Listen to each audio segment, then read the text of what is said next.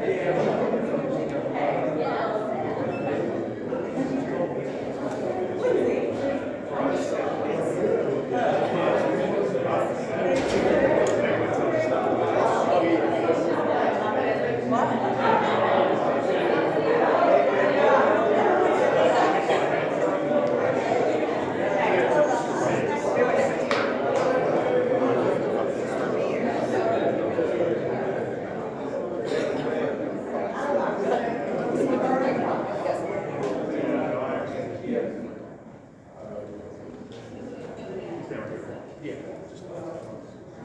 guys, thank you for coming. Again, we're going to ask you all, after they speak, we're going to ask you to identify name and the outlet that you work for. We do have a handheld mic so that everyone can hear your questions. Wait for me to come to you. I'll hold the mic for you so that everyone can hear it. Thank you. All right, welcome everybody. Thank you all for being here. I am honored to have this opportunity to stand before you today with all of the great mayors and representatives of mayors who are doing amazing things in their respective communities.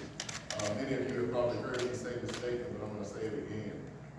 History doesn't always feel like history when you're sitting in it. It just feels like it's another day. But I want to say that today feels historic. I think it is a historic moment for our city, for our country, as we think about how we're going to turn the tide on crime in our nation. This is a powerful, meaningful, important day. We had mayors representing 18 cities and 8.3 million people that are represented. We came together to address one of our most pressing national issues. And we are solidified and resolved in the fact that we are stronger together. The national crime data may show some decreases in overall crime stats, but what we discussed today is that if people don't feel safe, then the statistics don't matter. And together, we are building a coalition of communities that are committed to the change required to strengthen our neighborhoods and support the people who call our cities home. Today was all about learning from each other. Today was about strengthening our collective voices. Together, we made a commitment that this meeting will not just be one of those academic exercises. This meeting is intended to be the beginning of meaningful change. And so as mayors of America's cities, we are on the front lines, dealing with public safety and community challenges every single day. We are connected to our communities and the issues that impact them. And there's a need for us to be practical and pragmatic, to find a balance between philosophy and what is practical. We understand that there's a lot of complexity around all of these issues. We know that the solution requires a holistic approach. It's going to require immediate action, and we simply cannot wait.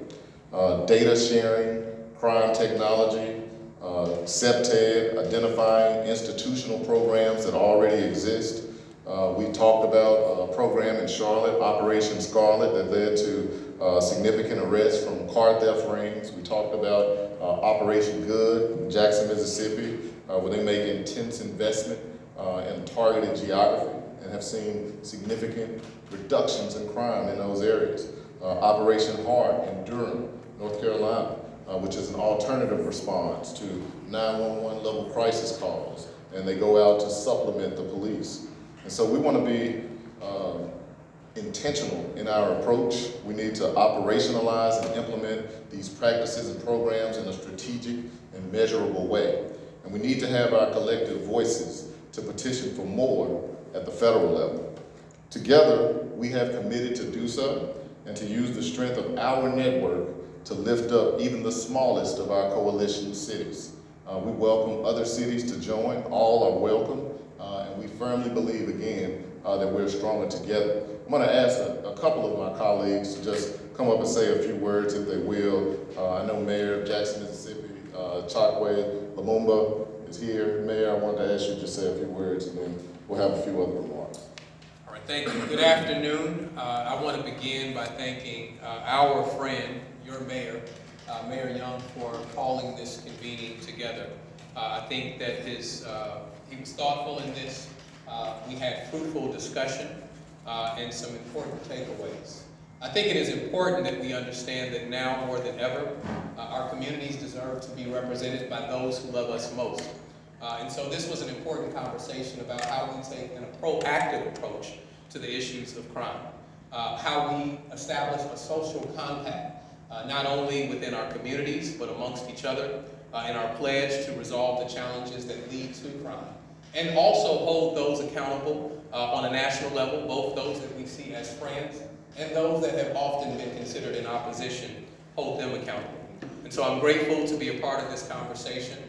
We're ensuring amongst ourselves that this will not be the last engagement, but that we will continue to lean in, and that we're going to more than just share the information and share the truth, we're going to press the truth. We're going to make certain that we take control of the narrative and that we are the change that we've been waiting on. Thank you very much. I want to ask Mayor Tashara Jones from St. Louis if she'll say a few words. Thanks for putting me on the spot, Mayor. Good afternoon, everyone. I'm Mayor Tashara O. Jones from the city of St. Louis, Missouri, just 4 hours up the road. I often say that I am a daughter of Memphis. My father was born and raised here, and I still have a lot of family here. So when I was paired with Mayor Young as a buddy mayor at the U.S. Conference of Mayors, I said, oh, this is perfect because Memphis is like a second home to me. So we had a lot of fruitful discussion, as Mayor Lumumba talked about. We made commitments to stay in touch, to share resources, to share best practices, because our solutions don't stop at our borders, and neither do our problems. But also, those who are closest to the problems are closest to the solutions. Mayors are closest to the problems. And just like Mayor Lumumba said, we deserve representation from people who look like us, love us, and have our best interests at heart. So we are committed to holding each other accountable and also holding those who represent us accountable for real solutions, real progress, and real change when it comes to crime in our communities. Thank you. Thank you so much, Mayor. And I think Deputy Mayor Lindsay Abiel from DC is here, so I want to ask her to say a few words.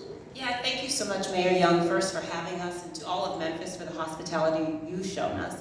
I'm extremely grateful to be here on behalf of my mayor, Mayor Muriel Bowser of Washington, D.C. One of the things that Mayor Bowser says and leads us in is that the most pressing responsibility we have as a government is to make sure that our residents, no matter where they are in our city, are safe and feel safe.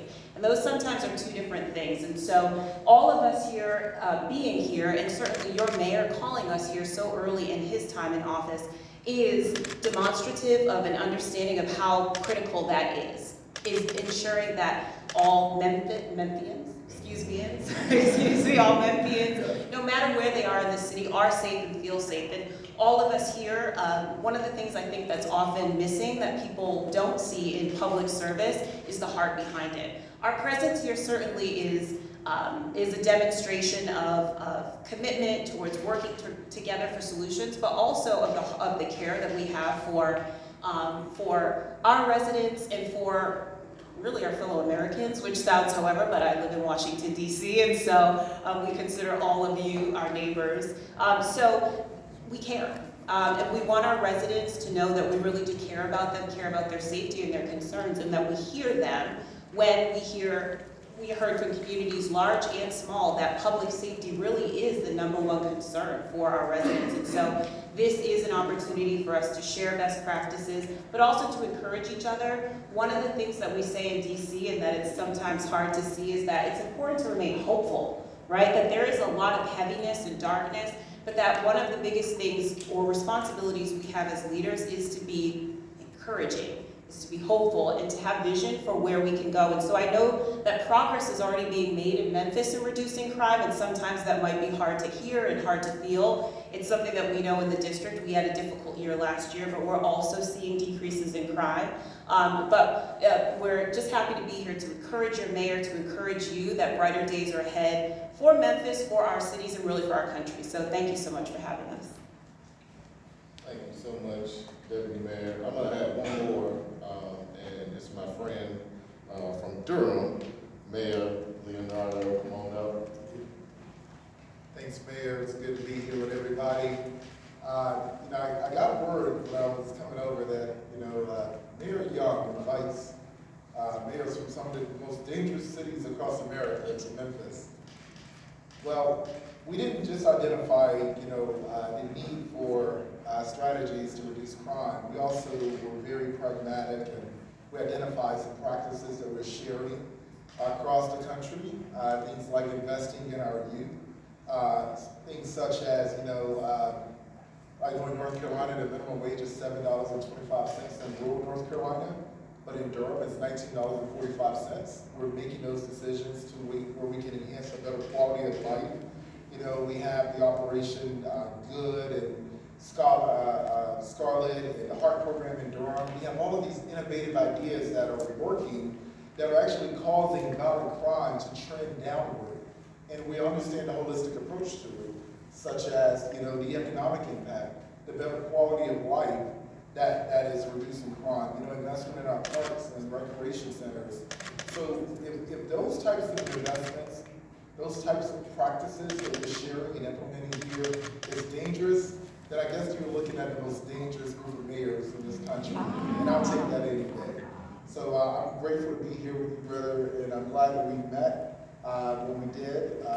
The night after we both were elected, we met the next day in Connecticut, and I'm glad to be here with my colleagues from across the country. We're looking at a group of mayors who are exceptionalizing change and bettering our communities, and we're starting right here in Memphis today. So it's great to be amongst you. Thank you. Thank you so much, mayors. I'm going to open it up for any questions, and as Penelope noted, please raise your hand and wait till she brings the mic. Thank you. And please identify yourself. Hey Mayor, this is Shay Simon with WREG News Channel 3 here in Memphis. Mayor, what do you say to people who say yes, collaboration is important, but why couldn't this be virtual? Why couldn't this be on Zoom? Why was it important to maybe spend taxpayer dollars for all of you all to be together in person? I think there's nothing like being able to sit in a room and hash it out, to really truly get an understanding. This is not a conversation that we can rush through. This is something that we need to dig deep, because violent crime didn't start in the past 2 or 3 years. This has been going on for many, many years, and it's due to deeply entrenched root cause issues.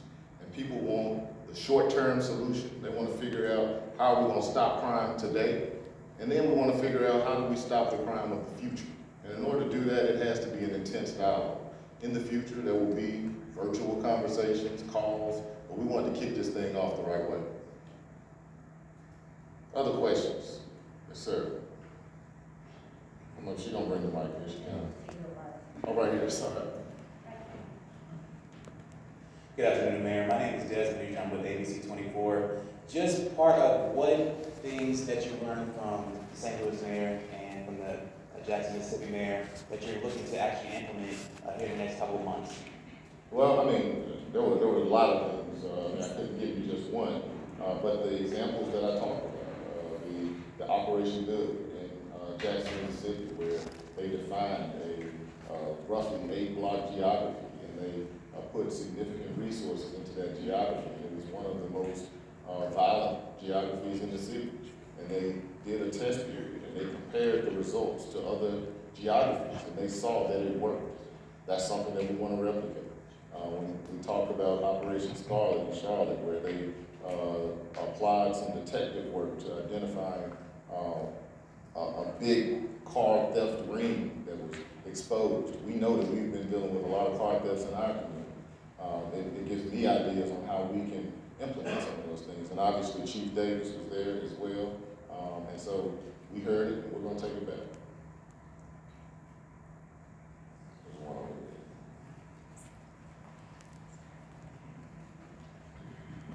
there. Young, Aaron Fleming with the Daily Memphian. So you talked about how crime stats are trending down, but generally people don't feel safe at the same time. So what do the conversations look about kind of dealing with that divide? I think it's just a fact that we simply acknowledge. We know that crime numbers overall in Memphis are trending down. We know nationally that crime numbers are trending down. But when you go to a community meeting and you tell people that crime is down and somebody just broke in their car, it doesn't give them any comfort. And so I think the conversation is about consistent effort. And even while we acknowledge that there may be some progress, it's not enough, because one homicide is too many. And so, it's something that we know that people feel, and we embrace those feelings, and we are committed to working hard to get the results that they want and deserve.